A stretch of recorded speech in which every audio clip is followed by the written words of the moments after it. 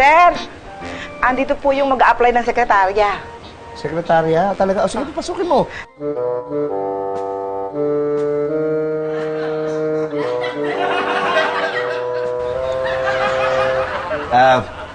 Upo ho kayo. Ano ho? Ang sabi ko ho, upo ho kayo. Ano ho? Di na bale. Ano nga pangalan mo? Clifford po. Clifford. May alam ka ba sa pagsasekretarya? Wala po. Pero loyal po ako. Bago ba cellphone mo? Ay, po. Ito. Si Vincent nagpadala nito, no? Ay, Pak! Sir, paano niyo po nalaman? Wala naman. Hula ko lang. May dala ka bang resume? Meron po, sir. Ay, patingin mo.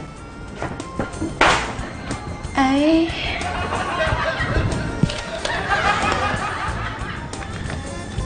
Sir. Ay. Ay. Meron ka na bang experience? Madami na, sir. Ilan na? Ay, ilan ang kumpanya ang napasukan mo? 3 na, sir. Bakit ka umalis?